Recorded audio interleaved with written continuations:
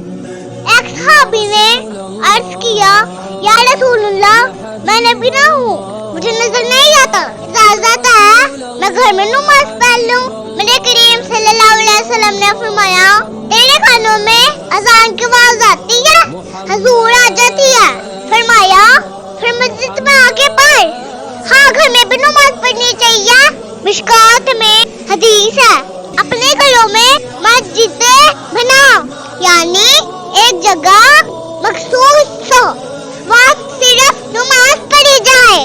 फरमाया, अपने घर में मस्जिद बनाओ और कुछ हिस्सा नमाज का घर में भी पढ़ा करो, यानी कुछ नवाफिल कुछ सुन्नतें। और फरमाया, अपने घरों को कब्रिस्तान ना बनाओ।